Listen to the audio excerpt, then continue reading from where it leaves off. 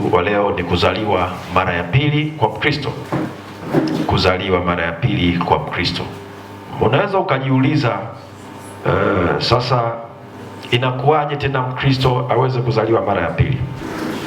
Kuzaliwa mara ya pili ni kitendo cha badiliko la ndani ya mtu pindi anapomwamini Yesu Kristo kwa kweli, kwa kutubu dhambi zake na kupokea maisha mapya kupitia Roho Mtakatifu.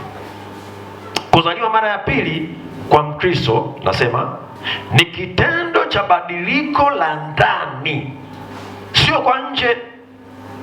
Sio Bwana Yesu asifiwe. Sio kwa nje, ila kwa ndani. Kitendo cha mabadiliko ya ndani ya mtu pindi anapomwamini Yesu Kristo. Na haya yanatokea pindi mtu anapomwamini Yesu Kristo kwa kweli, kwa kutubu dhambi zake na kupokea maisha mapya kupitia Roho Mtakatifu. Wapendwa, ili kusudi uzaliwe mara ya pili, ni lazima mabadiliko hayo yanafanywa na Roho Mtakatifu mwenyewe. Kubadilika kwa mtu kutoka katika maisha ya dhambi, maisha ya ulevi, maisha ya ushirikina, maisha ya uchangudoa, yanafanywa na Roho Mtakatifu. Sio kwa kusema kwa nje, sio kwa kutoka jengo moja kwenda jengo lingine. Umetoka dhehebu moja kwenda dhehebu lingine ukafikiri kwamba hapo ndipo unapoweza kuzaliwa mara ya pili. Never on earth. Badiliko la mtu linafanywa na Roho Mtakatifu mwenyewe. Bwana Yesu asifiwe. Ukisoma katika Injili ya Yohana sura ile ya 3,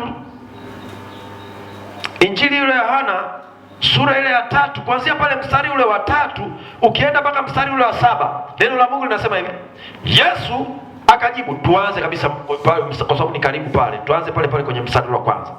Basi palikuwa na mtu mmoja wa Mafarisayo, jina lake Nikodemu, mkuu wa Wayahudi. Yaani huyu mwenyewe huyu alikuwa ni mwalimu kabisa wa dini.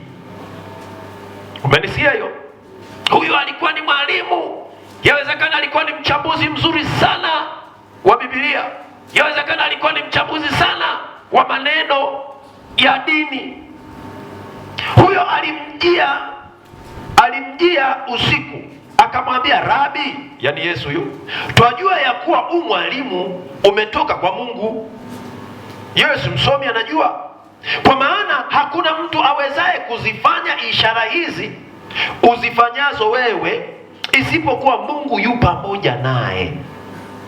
Hakuna mtu yoyote yule anayeweza kuyafanya mambo watu wakashangaa isipokuwa yule ambaye Mungu yuko pamoja naye. Narudia, huwezi ukafanya maajabu katika maisha yako endapo kama huyu Mungu hayuko ndani yako. Kama Roho Mtakatifu, kama Yesu huyu hayuko ndani yako, sio rahisi kuona maajabu. Itaishia tu kusoma, itaishia tu ujuaji. Nilikuwa naongea na katibu wetu nikamwambia hivi, mbona wako wale ambao wanaotufundisha wenye uelewa mkubwa sana wa maandiko, wanaotufundisha ina maana wana madigrii alikupindukia, lakini yawezekana ukifuatilia ni kama historia tu, kama mtu anayekufundisha historia tu. Lakini ili kusudi nguvu za Mungu ziweze kuonekana katika maisha yako, ni lazima. Yesu akajibu akamwambia, amini amini nakwambia, mtu asipozaliwa mara ya pili hawezi kuona ufalme wa Mungu. Nikodemu akamwambia, awezaje mtu kuzaliwa akiwa mzee? Aweza kuingia tumboni mwa mamaye mara ya pili akazaliwa? Haya ni maswali huwa ambayo wanaulizwa na watu ambao wanatumia akili, sio kwa mafunuo ya wapi? Sio kwa mafunuo ya ndani. Bwana Yesu asifiwe. Yesu akajibu, amini amini nakwambia, mtu asipozaliwa kwa maji na kwa Roho. Roho ile umeona imeandikwa ara kubwa, ni Roho Mtakatifu. Ukiona kama yuko ara kadogo, ujue roho yako hiyo. Lakini kama ni ule Roho Mtakatifu, inaanza na ara kubwa, hawezi kuingia ufalme wa Mungu. Kilichozaliwa kwa mwili ni mwili, na kilichozaliwa kwa roho ni roho. Usistaajabu, kwa kuwa nilikuambia hamna budi kuzaliwa mara ya pili. Bwana Yesu asifiwe. Hamna budi kuzaliwa mara ya pili. Kisoma katika Wakorinto wa pili sura ile ya 5. Wakorinto wa pili sura ile ya 5 mstari ule wa 17. Mstari ule wa 17 unasema hivi: hata imekuwa mtu akiwa ndani ya Kristo amekuwa kiumbe kipya, ya kale yamepita, tazama yamekuwa mapya. Mtu akiwa ndani ya Kristo Yesu,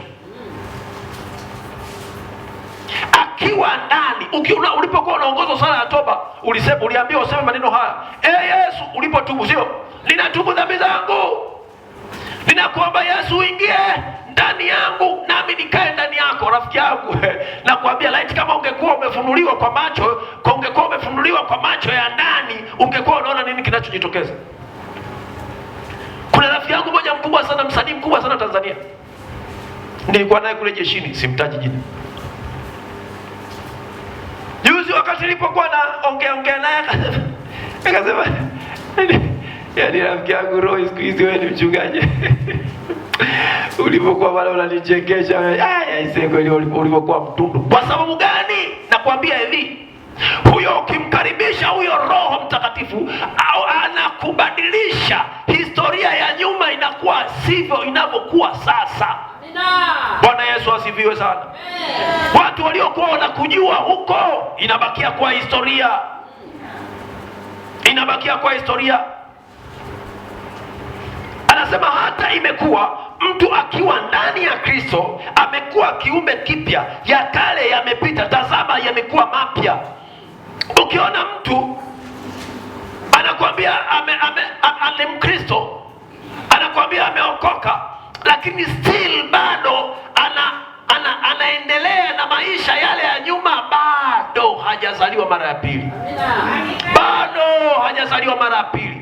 Pambana mwanangu, ili uzaliwe mara ya pili. Sio kusema Bwana Yesu asifiwe, Bwana Yesu asifiwe. Hiyo ni utoto. Hayo yanafanyika kwa watoto wadogo. Kuzaliwa mara ya pili ni kitu ambacho inatakiwa wewe mwenyewe ujikane.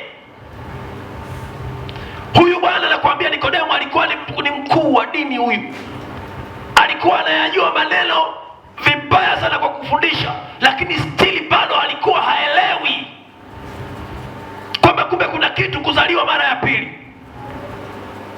Unaweza ukawa umeongozwa sala ya toba ya haya sawa,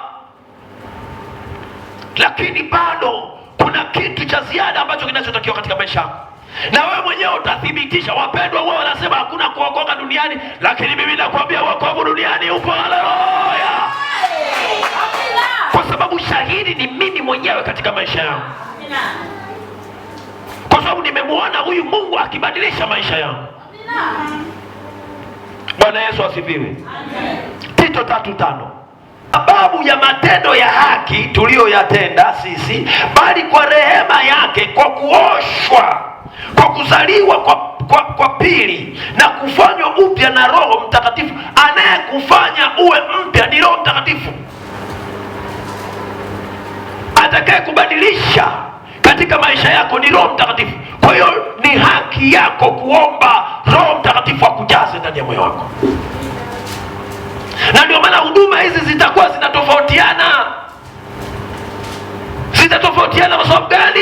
Endapo kama utakuwa unatumia akili, basi mambo haya yatakuwa yanagonga katika akili. Lakini ikienda ukiwa katika Roho, na kuambia Roho Mtakatifu lazima ataonekana. Na kusihi mwanangu, ikiwa uko kwenye huduma, ikiwa umemwamini Yesu Kristo, mtafute Roho Mtakatifu ili kusudi uzaliwe mara ya pili.